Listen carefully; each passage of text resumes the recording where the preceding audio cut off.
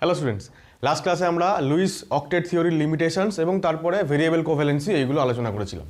এখন Luis octet থিওরির ফেলিয়ারের পরে কোভ্যালেন্ট বন্ডিং কিভাবে তৈরি হচ্ছে বিটুইন দ্য অ্যাটমস সেইগুলোর ব্যাখ্যা করার জন্য নতুন কিছু থিওরি আমাদের সামনে এলো।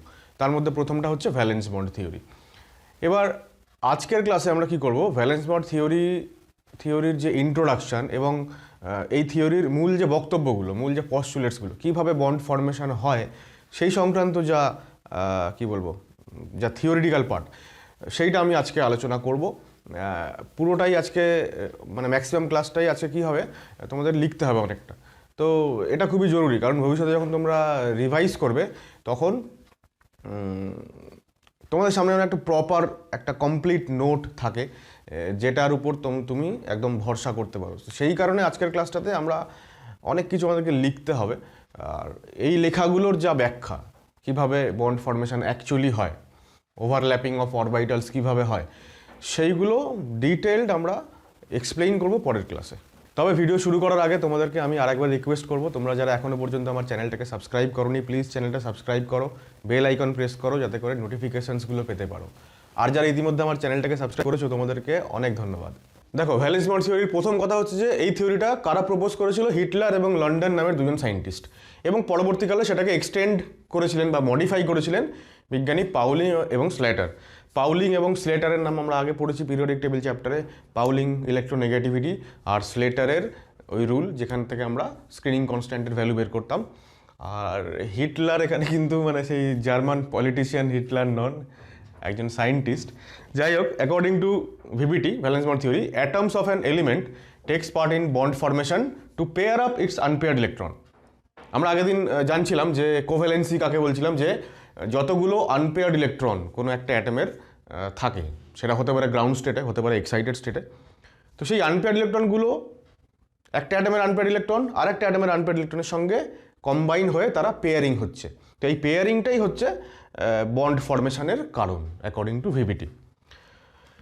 এবার বলছে, আচ্ছা এই আরেকটা জিনিস লিখি, সেটা হচ্ছে অ্যাটমিক অরবাইটাল, মানে এই আনপেয়ার্ড ইলেকট্রনগুলো কোথায় থাকে? অ্যাটমিক অরবাইটালের মধ্যেই নিশ্চয়ই থাকে। এবার বলছে দিস পেয়ারিং মানে এই যে দুটো আনপেয়ার্ড ইলেকট্রন একসঙ্গে মিলে তারা পেয়ার্ড হচ্ছে, এই পেয়ারিংটাকে বলা হয় ওভারল্যাপিং। ঠিক আছে? This pairing occurs by overlapping of half filled atomic orbitals of two atoms. দুটো অ্যাটমের half filled atomic orbital, half filled মানে সেখানে একটা করে ইলেকট্রন থাকবে, each having one unpaired electron. এবার এই ওভারল্যাপিং ব্যাপারটা কাকে বলছি?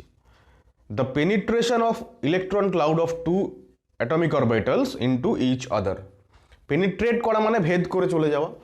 তো যখন দুটো আনপেয়ার ইলেকট্রন আছে, এরকম দুখানা অরবাইটাল যখন পরস্পরের কাছাকাছি আসলে পরে কী হবে, তাদের ইলেকট্রন ক্লাউড একটা অন্যটার পেনিট্রেট করে, ভেদ করে একটা অন্যটার মধ্যে প্রবেশ করে যাবে। এই ঘটনাকে আমরা ওভারল্যাপিং বলি। আমি যদি ছোট্ট একটা ছবি এঁকে দেখাই তাহলে এরকম বোঝাতে পারবো তোমাদেরকে। সেটা হচ্ছে যে দেখো, সাপোজ একটা পি অরবিটাল, এটা আর ধরা যাক একটা এস অরবিটাল, এটা এস, এটা পি। এবার এরা দুজন পরস্পরের কাছাকাছি আসার পরে কি হবে, এর পরে যেটা হবে সেটা হচ্ছে যে এই যে অ্যাটমিক অরবিটালটা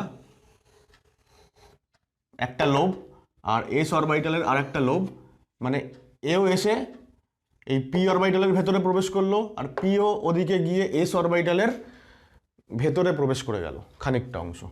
তো এই যে প্রবেশ করে একটা এখানে কমন একটা এরিয়া তৈরি হলো। এবার এই কমন এরিয়াতে কি করলো, এস তার ইলেকট্রন ডেনসিটির ম্যাক্সিমামটা এবং পিও তার ইলেকট্রন ডেনসিটি বা ইলেকট্রন ক্লাউডের ম্যাক্সিমামটা এইখানে নিয়ে চলে এলো। এবার এই জায়গাটাই আমরা বলতে পারি যে এখানে একটা বন্ড ফর্মেশন হয়েছে, বা এখানে দুটো ইলেকট্রন একসঙ্গে চলে এসছে। এটাই হচ্ছে ইলেকট্রনের পেয়ারিং। এবং এই যে একটার ইলেকট্রন ক্লাউড আর একটা ইলেকট্রন ক্লাউডের ওপরে চলে এলো, এটাকে আমরা বলি ওভারল্যাপিং, বাংলাতে অভিলেপন। ঠিক আছে? আমরা বলি পারমাণবিক কক্ষক বা অ্যাটমিক অরবিটালের অভিলেপন বা ওভারল্যাপিং। ঠিক আছে? কপি করো। ভ্যালেন্স বন্ড থিওরির মূল যে পস্টুলেটসগুলো, মূল যে স্বীকার্য বিষয়গুলো, সেইগুলো বলার আগে একটা ছোট এক্সাম্পল তোমাদেরকে বলি, বন্ড ফর্মেশন কীভাবে হয় তার একটা আইডিয়া। ধরো এটা একটা অ্যাটম, ঠিক আছে? আর একটু বড় করে আঁকি। তাহলে সুবিধা হবে।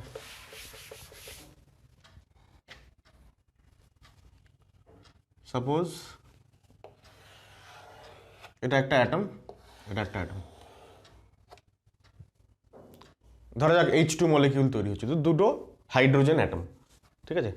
তাহলে এইটা হচ্ছে 1 নম্বর, বা আমি সুবিধার্থে এরকম বলি, H2 বলছি না, এটা হচ্ছে অ্যাটম A, এটা হচ্ছে অ্যাটম B, ঠিক আছে। এবার এদের মাঝখানে কি আছে? নিউক্লিয়াস আছে। এই নিউক্লিয়াসটার নাম দিলাম ধরো N ফর নিউক্লিয়াস, Na, মানে A অ্যাটমের নিউক্লিয়াস, আর এটা NB, B অ্যাটমের নিউক্লিয়াস। এখানে ধরো ইলেকট্রন আছে একটা, এটা হচ্ছে Ea, এটা হচ্ছে এটা Ea, এটা হচ্ছে Eb, ঠিক আছে। এখন এই দুটো অ্যাটম যদি নিজেদের মধ্যে বন্ড তৈরি করতে হয়, তাহলে এদেরকে পরস্পরের কাছাকাছি আসতে হবে। এবার কাছাকাছি যখন এরা আসবে, এদের মধ্যে দু ধরনের ফোর্স কাজ করবে। কি ফোর্স? এক হচ্ছে নিউক্লিয়াস এই ইলেকট্রনকে অ্যাজ ওয়েল অ্যাজ এর ইলেকট্রনকে আকর্ষণ করবে। এর ক্ষেত্রেও তাই, এই নিউক্লিয়াস নিজের ইলেকট্রনকে তো আকর্ষণ করছেই, কাছাকাছি যখন আসবে তখন এর ইলেকট্রনকেও আকর্ষণ করবে। এটা হচ্ছে আকর্ষণ বল, attraction force. At the same time repulsion ফোর্সও কাজ করবে। বিকর্ষণ কীরকমভাবে হবে? ইলেকট্রন বিকর্ষণ হবে, আর নিউক্লিয়াস বিকর্ষণ হবে, ঠিক আছে। তো দেখো এখানে আমি কি করছি, ইলেকট্রনের সঙ্গে ইলেকট্রনের যে বিকর্ষণ সেটাকে আমি হলুদ কালি দিয়ে দেখালাম। নিউক্লিয়াসের সঙ্গে নিউক্লিয়াসের বিকর্ষণ হলুদ কালার দিয়ে দেখালাম। আকর্ষণটাকে, ইন্টারাকশনটাকে আমরা কি করছি, লাল কালার দিয়ে দেখাচ্ছি। ইলেকট্রনের সঙ্গে নিউক্লিয়াসের আকর্ষণ হবে, আর এই ইলেকট্রনের সঙ্গেও এই নিউক্লিয়াসের আকর্ষণ হবে। তাহলে আমরা বলতে পারছি যে অ্যাট্রাকশন কার হবে, দেখো এন এর সঙ্গে ইবি আর এন বির সঙ্গে ইএ, ঠিক আছে। নিজের ইলেকট্রন যে আকর্ষণ এন এর সঙ্গে ইএ, ওইটা লিখলাম না, ওটা তো নর্মালি আছে, ঠিক আছে। আর রিপালশন কার হবে? রিপালশন হবে এন এর সঙ্গে এনবি আর ই এর সঙ্গে ইবি, ঠিক আছে। এইবার প্রথমে একদম শুরুতে আমরা ধরে নেব যে দুটো অ্যাটম পরস্পরের থেকে অসীম দূরত্বে আছে, ইনফাইনাইট ডিস্টেন্সে আছে। যখন ইনফাইনাইট ডিস্টেন্সে আছে তখন এদের মধ্যে কোনো ইন্টারাকশন নেই। ইন্টারাকশন মানে না তো রিপালশন না তো অ্যাট্রাকশন, কিছুই নেই।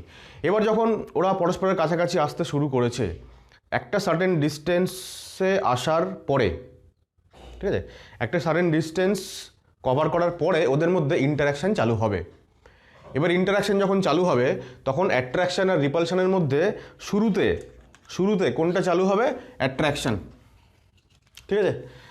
পরে রিপালশন চালু হবে। কীরকম ব্যাপারটা দেখো, আমি এরকম দুটো জিনিস এখানে লিখে রাখছি। একটা হচ্ছে অ্যাট্রাকশন, এটা হচ্ছে একটা লং রেঞ্জ ফোর্স, আর at the same time repulsion হচ্ছে শর্ট রেঞ্জ ফোর্স। মানে কি এটা? অ্যাট্রাকশন লং রেঞ্জ ফোর্স মানে ওর রেঞ্জটা অনেক বেশি আর কি, মানে অনেক বেশি দূরত্ব থেকেই ফোর্সটা চালু হয়ে যাবে, ফোর্সটা অ্যাক্টিভ হয়ে যাবে। সাপোজ একটা অ্যাটম এখানে আছে, এবার এই অ্যাটম, একই রকমের অ্যাটম যদি অনেকগুলো থাকে, এখানে 5-6টা অ্যাটম আছে, তারপরের যে অ্যাটমটা আছে তা এর সঙ্গে এর কিন্তু অ্যাট্রাকশন চালু হয়ে গেছে, ঠিক আছে। এটা হচ্ছে লং রেঞ্জ ফোর্স। কিন্তু যদি রিপালশন হতে হয় তাহলে কোনো একটা অ্যাটম ঠিক তার পরের অ্যাটমটাকে রিপালশন করতে পারবে, বিকর্ষণ করতে পারবে, কিন্তু তারপরে যে অ্যাটমটা আছে সেইখানে রিপালশন খুবই কম, এবং তারপরে যদি চলে যায় তাহলে আর রিপালশনই নেই। তাহলে রিপালশন হওয়ার জন্য ওদেরকে অনেক বেশি ক্লোজ থাকতে হবে, একটা শর্ট রেঞ্জের মধ্যে রিপালসিভ ফোর্সটা অ্যাক্টিভ হতে পারে, ঠিক আছে। এই দুটো হচ্ছে আমাদের আগের থেকে জেনে নেওয়া ব্যাপার, যে এটা লং রেঞ্জ ফোর্স, এটা শর্ট রেঞ্জ ফোর্স। এবার ভাবো, যখন দুটো অ্যাটম, এটা হচ্ছে এ আর সাপোজ এটা হচ্ছে বি, তো এদের মধ্যে যে ডিস্টেন্সটা, এই ডিস্টেন্সটাকে আমি ধরে নিচ্ছি যে এটা একটা ইনফাইনাইট ডিস্টেন্স, ঠিক আছে, ইনফাইনাইট ডিস্টেন্স। তাহলে ইনফাইনাইট ডিস্টেন্স তখন এদের মধ্যে নো ইন্টারাকশান, অ্যাকচুয়ালি মানে কিছুই হচ্ছে না, না তো অ্যাট্রাকশন না তো রিপালশন। যখন ওরা পরস্পরের একটু কাছাকাছি এলো, সাপোজ এইখানে এসছে আর এ সরে এইখানে এসছে, এবার এই অবস্থায় ধরলাম যে অ্যাট্রাকশানটা চালু হয়ে গেছে। ঠিক আছে, এখানে আমি লিখছি অ্যাট্রাকশান, ATTRN সংক্ষেপে, অ্যাট্রাকশান স্টার্টস। যখন এরা আরও কাছাকাছি আসবে, আরেকটু কাছাকাছি যখন এসে গেল, তখন এদের মধ্যে অ্যাট্রাকশানটা কি হলো, বাড়ছে এবার, তাই তো? তাহলে অ্যাট্রাকশান ইনক্রিজ করছে, রাইট? আরও কাছাকাছি যখন এরা পরস্পরের এলো, সাপোজ এই ডিস্টেন্সে এসে ধরে নিচ্ছি যে এইবার রিপালশনটা স্টার্ট করলো, চালু হলো। তাহলে এই অবস্থায় যখন এসছে তখন অ্যাট্রাকশান আরও একটু বেড়েছে। এই অবস্থায় যখন এসছে তখন অ্যাট্রাকশান আরও বেড়েছে, দুখানা ইনক্রিজ সাইন দিয়ে দিলাম, আরও বেড়েছে বোঝানোর জন্য। আর কি বললাম, রিপালশান স্টার্ট হলো। এবার যদি আরও কাছাকাছি আসে, এবার কি হবে, রিপালশান বাড়বে।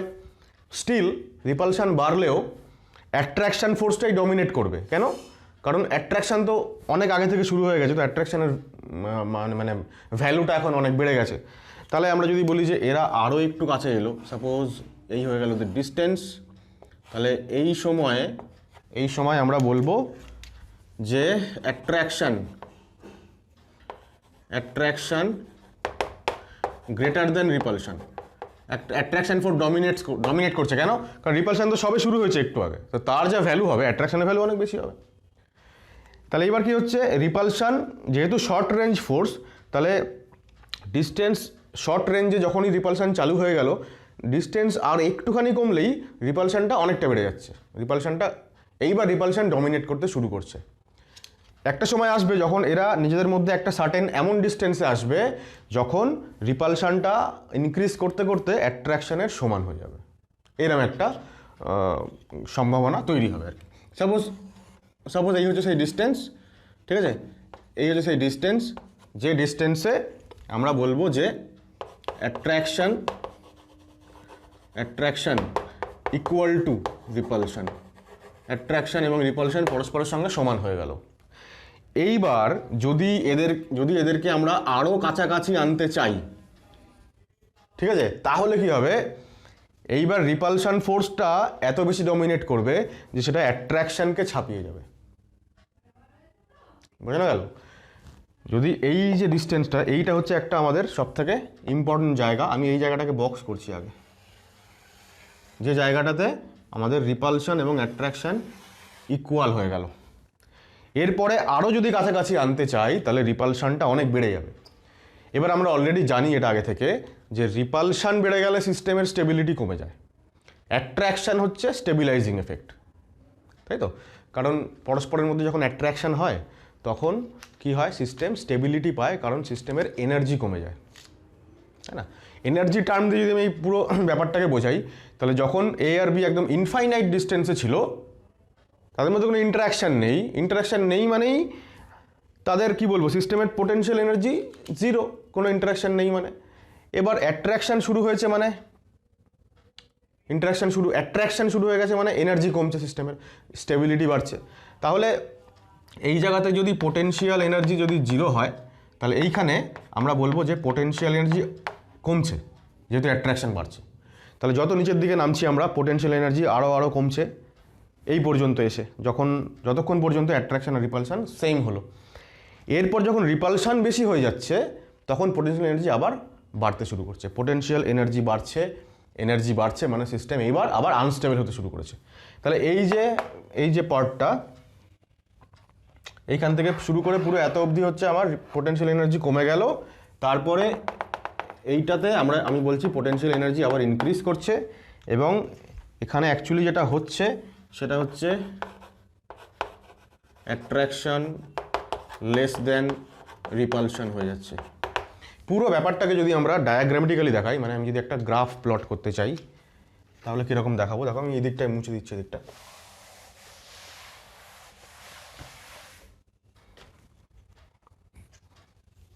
সাপোজ এখানে আমি গ্রাফ আঁকছি একটা, এটা হচ্ছে এক্স অ্যাক্সিস, ঠিক আছে। ওয়াই অ্যাক্সিসে হচ্ছে আমাদের পোটেনশিয়াল এনার্জি, আর এক্স অ্যাক্সিসে আমরা রাখছি কাকে, আর আর মানে হচ্ছে ইন্টার নিউক্লিয়ার ডিস্টেন্স, মানে দুটো অ্যাটমের মধ্যেকার যে ডিস্টেন্সটা, দুটো অ্যাটমের নিউক্লিয়াস দুটোর মধ্যেকার ডিস্টেন্স। এইবার দেখো শুরুতে যখন ইনফাইনাইট ডিস্টেন্সে আছে তখন পোটেনশিয়াল এনার্জি জিরো, তার মানে এনার্জির ভ্যালুটা এই জিরো, মানে এই এক্স অ্যাক্সিসের কাছাকাছি কোথাও একটা হবে এরকম, প্রায় জিরো। এবার যত ওরা কাছাকাছি আসছে, সাপোজ এখান থেকে একটুখানি কাছাকাছি এলো, এবার অ্যাট্রাকশন চালু হলো, যেই অ্যাট্রাকশন চালু হলো পোটেনশিয়াল এনার্জি ভ্যালু কমছে। তো যত অ্যাট্রাকশন বাড়ছে এবং ইন্টারনিউক্লিয়ার ডিস্টেন্স কমে আসছে, আমরা ওদিক থেকে গ্রাফ শুরু করলাম কেন, যত আমি এদিকে আসছি অরিজিনের দিকে তত আর এর ভ্যালু কমছে, মানে ইন্টারনিউক্লিয়ার ডিস্টেন্স কমছে। যত ডিস্টেন্স কমছে পোটেনশিয়াল এনার্জিও কমছে, পোটেনশিয়াল এনার্জি কমতে শুরু করলো। এবার একটা সময় আসবে যখন রিপালশন স্টার্ট হবে, তখনও পর্যন্ত অ্যাট্রাকশানটাই ডমিনেট করবে। কতক্ষণ ডমিনেট করবে, যতক্ষণ না পর্যন্ত অ্যাট্রাকশান রিপালশন ইকুয়াল হবে ততক্ষণ পর্যন্ত পোটেনশিয়াল এনার্জি কমতেই থাকছে। তাহলে গ্রাফটা এরকম একটা মিনিমাতে আসবে, পোটেনশিয়াল এনার্জি একদম ওই লোয়েস্ট ভ্যালুতে পৌঁছালো। এইবার আরও যদি কাছাকাছি আসে, মানে এই ইন্টারনিউক্লিয়ার ডিস্টেন্স যদি আরও কমে, তখন কি হবে, পোটেনশিয়াল এনার্জি এবার ইনক্রিজ করতে শুরু করবে। কেন, কারণ এখন রিপালশন ডমিনেট করছে। তাহলে এইবারে এই গ্রাফটা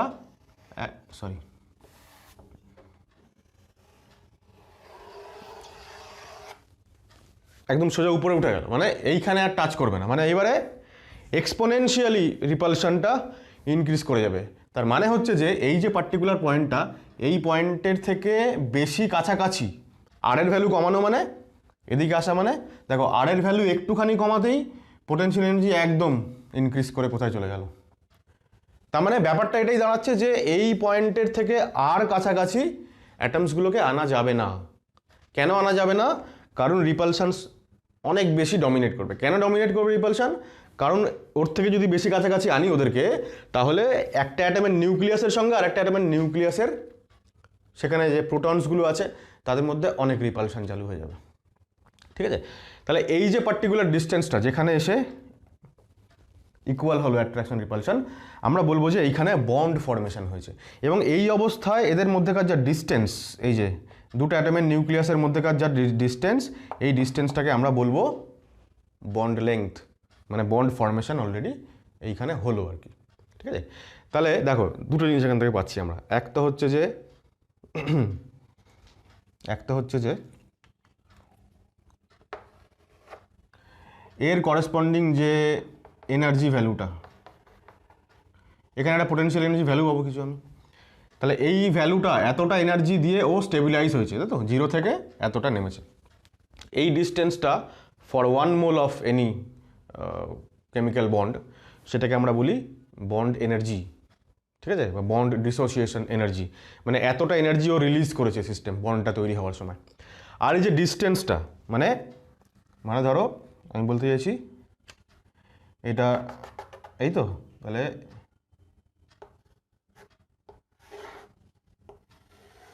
এই যে ডিস্টেন্সটা, এই ডিস্টেন্সটাকে বলা হয় আর নট, ঠিক আছে।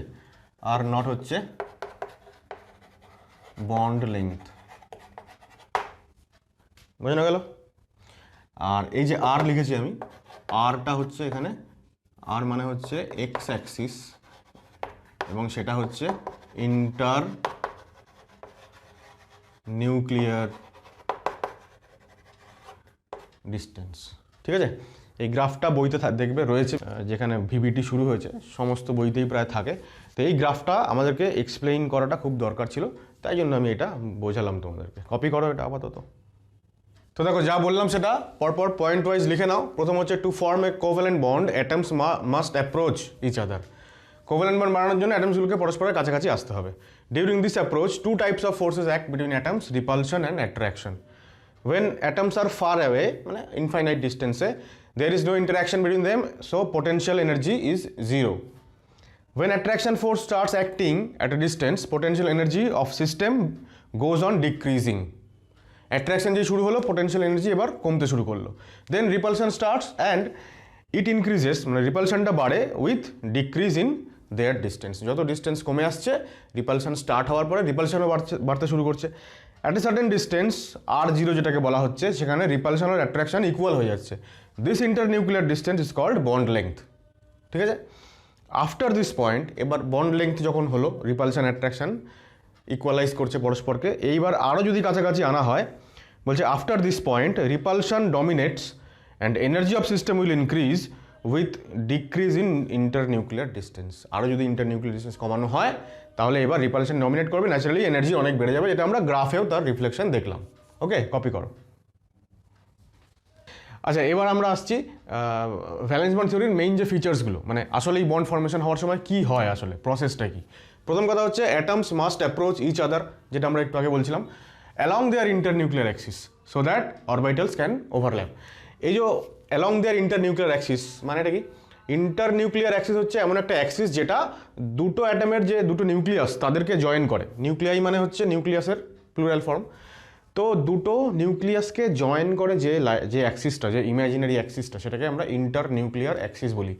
সেই অ্যাক্সিস বরাবর দুজনকে পরস্পরের দিকে অ্যাপ্রোচ করতে হবে, পরস্পরের কাছাকাছি আসতে হবে ওই অ্যাক্সিস বরাবর।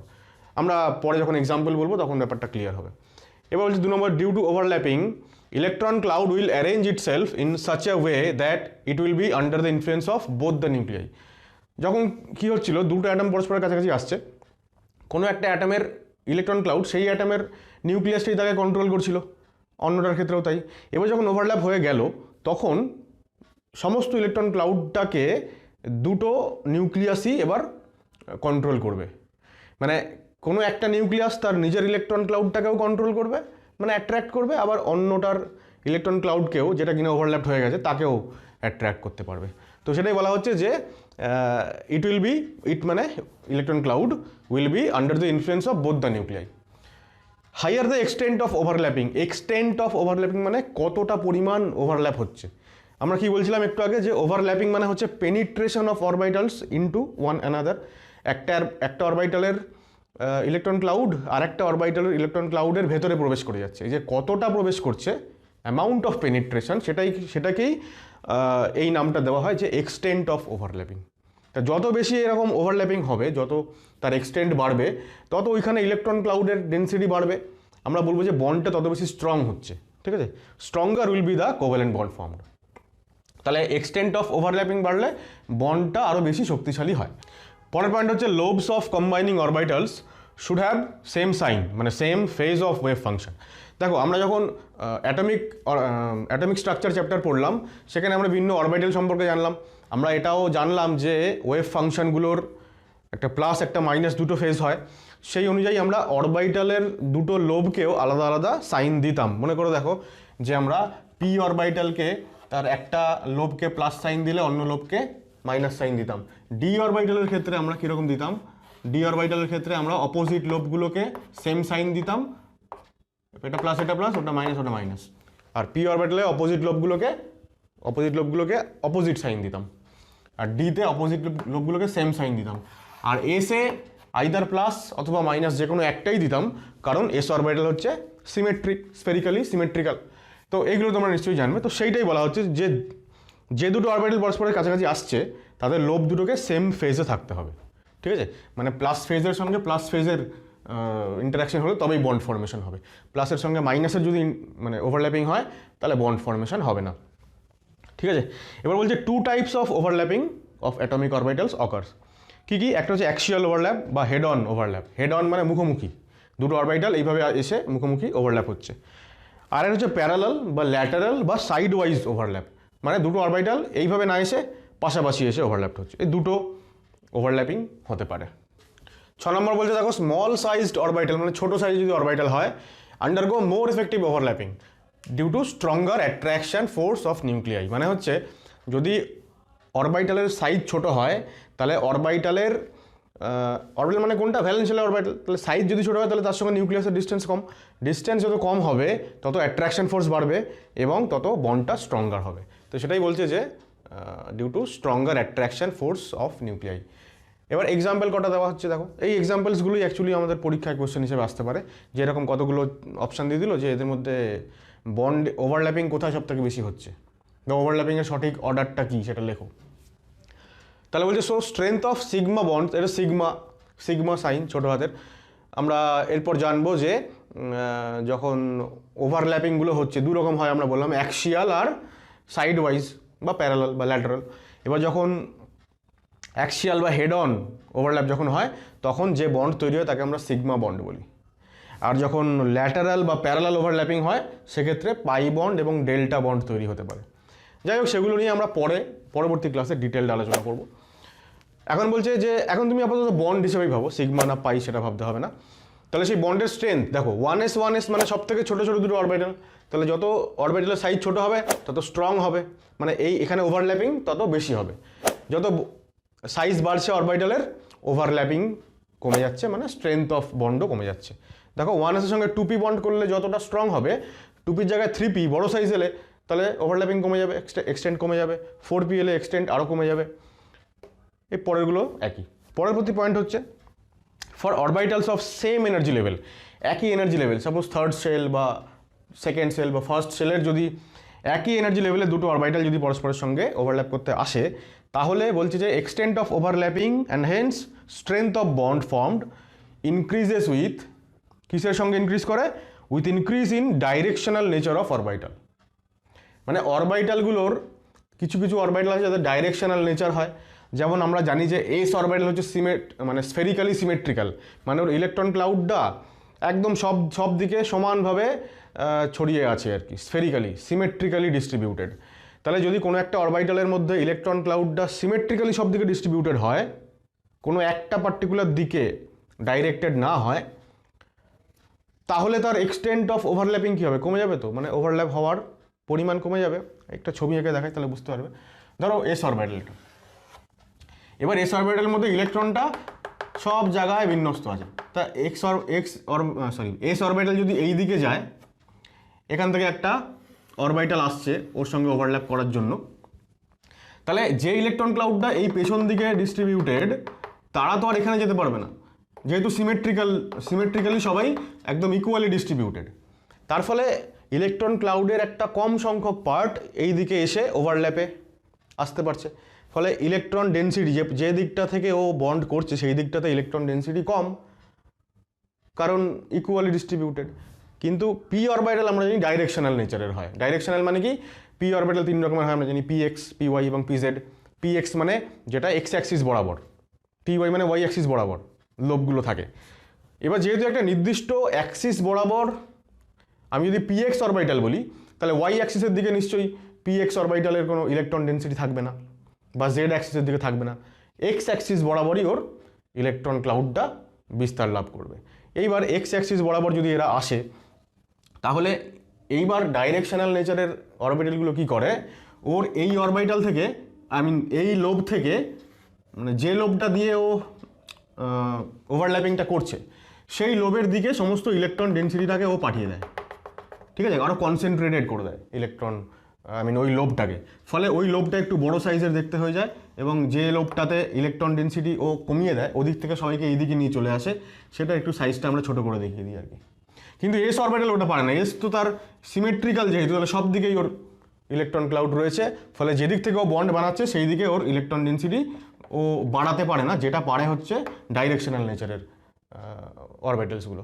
সেক্ষেত্রে যত ডাইরেকশনাল নেচার বাড়বে তত বন্ড ফর্মেশন যে দিকটা থেকে হচ্ছে সেই দিকে ইলেকট্রন ডেনসিটিটাকে বেশি করেও পাঠাতে পারবে। ন্যাচারালি ওভারল্যাপিংয়ের এক্সটেন্ট বাড়বে এবং বন্ডের স্টেবিলিটি বা বন্ডের স্ট্রেংথ বাড়বে। দেখো রিজনটা লিখছি, নিচে আমি এক্সাম্পল লিখেছিলাম যে স্ট্রেংথ অফ সিগমা বন্ড এই অর্ডারে থাকে, 2s এর থেকে বেশি 2s2p এবং তার থেকেও বেশি 2p2p সিগমা বন্ড যদি তৈরি হয়। কেন? কারণ যত এদিকে এসের বদলে পি এর সংখ্যা বাড়ছে তত পি মানে ডাইরেকশনাল নেচার তার আছে, যত ডাইরেকশনাল নেচার বাড়বে তত এক্সটেন্ট অফ ওভারল্যাপিং বাড়বে। কি লিখছি দেখো রিজনটা, খুব ইম্পর্টেন্ট, এটা বোর্ডের এক্সামের জন্য, মানে থিওরিটিক্যাল কোয়েশ্চেনের জন্য এটা খুব important question. Electron cloud of s orbital is spherically symmetrical and is not directionally concentrated. Directionally মানে কোনো একটা ডাইরেকশনে, কোনো একটা দিকেও কনসেন্ট্রেট করতে পারে না। কেন? কারণ সিমেট্রিক্যালি সব দিকে ছড়িয়ে আছে electron cloud. But electron cloud of p orbitals are concentrated in one direction, either x অথবা পি অথবা আইদার এক্স অথবা ওয়াই অথবা জেড, যে কোনো একটা অ্যাক্সিসের দিকে আর কি ও concentrated. So its penetration power and hence extent of overlapping will be higher. ঠিক আছে, ব্র্যাকেটে আমি আরেকটা জিনিস অ্যাডিশনালি লিখে দিলাম যে p orbitals have more directional nature. কেন? As their lobes are concentrated in a single direction. যেহেতু তাদের লোবগুলো একটা সিঙ্গেল ডাইরেকশনে রয়েছে, তাই তাদের কি বলবো, ডাইরেকশনাল নেচার বেশি। ন্যাচারালি তারা একটা ডাইরেকশনে ইলেকট্রন ক্লাউডটাকে কনসেন্ট্রেট করতে পারে, বেশি বেশি করে ইলেকট্রন ওইখানে আনতে পারে, এবং তারপরে যদি ওভারল্যাপ হয় তাহলে তার এক্সটেন্ট ন্যাচারালি বেশি হবে। পরবর্তী পয়েন্ট হচ্ছে, দেখো, due to its non directional nature S orbital can undergo axial overlap only. S orbital যেহেতু ডাইরেকশনাল নেচার তার নেই, তাই ও কেবলমাত্র অ্যাক্সিয়ালি ওভারল্যাপ করতে পারে, হেড অন ওভারল্যাপ। কিন্তু পি ডি এফ অরবিটাল এদের যেহেতু ডাইরেকশনাল নেচার আছে, এরা অ্যাক্সিয়াল ওভারল্যাপও করতে পারে, আবার প্যারালাল বা সাইড ওয়াইজ ওভারল্যাপও করতে পারে। পয়েন্ট নাম্বার 9 হচ্ছে, axial or head on overlap results in stronger covalent bond formation than parallel or side wise overlapping. কেন? কারণ অ্যাক্সিয়াল ওভারল্যাপিংয়ে এক্সটেন্ট অফ ওভারল্যাপিংটা বেশি বেশি হয়, তাই। ঠিক আছে, আমরা এরপর জানবো, আজকে একটুখানি বলে রাখছি, এরপর আমরা জানবো যে অ্যাক্সিয়াল অথবা হেড অন ওভারল্যাপিংয়ের ফলে তৈরি হয় সিগমা বন্ড, ঠিক আছে, আর প্যারালাল বা সাইড ওয়াইজ ওভারল্যাপের ফলে তৈরি হয় পাই বন্ড আর ডেল্টা বন্ড। ঠিক আছে, সেই কারণে সিগমা বন্ড অনেক বেশি স্ট্রঙ্গার। সিগমা বন্ড মানে আমরা যদি স্ট্রেংথ লিখি, sigma bond actually sigma bond greater than delta bond আর গ্রেটার দ্যান পাই বন্ড হয়। কেন এরকম হয় সেগুলো আমরা পরে এক্সপ্লেন করব। ঠিক আছে, তো যেহেতু অ্যাক্সিয়াল ওভারল্যাপিংয়ে এক্সটেন্ট অফ ওভারল্যাপিং বেশি, তাই তৈরি হওয়া bond that is sigma bond সেটা অনেক বেশি স্ট্রঙ্গার হয়। লাস্ট পয়েন্ট হচ্ছে, since orbitals are directional in nature, সমস্ত অরবিটালসগুলোই ডাইরেকশনাল, এস অরবিটাল বাদে, although S orbital is not. তো যেহেতু অরবিটালগুলো ডাইরেকশনাল, তাই জন্য কোভ্যালেন্ট বন্ড যারা তৈরি হয়, সেই কোভ্যালেন্ট বন্ডগুলোও ডাইরেকশনাল ইন নেচার হয়। তাহলে এই 10টা হচ্ছে আমাদের ভিবিটির মেইন যে ফিচার, প্রধান কী কী এখানে ঘটে আর কি। এবার এই পয়েন্টসগুলোকে মাথায় রেখে আমরা অরবিটালসগুলোর ওভারল্যাপিং কীভাবে হয় সেইগুলো আলোচনা করব ডিটেলে, এবং তার ফলে কীরকম বন্ড ফর্মেশন হয় সেইগুলোও দেখব। বন্ড ফর্মেশন মানে অরবিটালের ওভারল্যাপিং হলেই বন্ড ফর্মেশন হবে সেটা নাও হতে পারে, আমরা সেরকম এক্সাম্পলও দেখব, কিন্তু সেইগুলো আমরা পরবর্তী ভিডিওতে আমি বলবো। আজকের ভিডিওটা আমরা এখানেই থামাবো। তো যদি ভিডিওটা তোমাদের ভালো লেগে থাকে তাহলে ডেফিনেটলি ভিডিওটাকে লাইক করো, বন্ধুদের সাথে শেয়ার করো, আর দেখতে থাকো পরবর্তী ভিডিওগুলো। যারা এখনও পর্যন্ত আমার চ্যানেলটাকে সাবস্ক্রাইব করোনি, তোমরা প্লিজ চ্যানেলটা সাবস্ক্রাইব করো। সবাই ভালো থেকো, টাটা।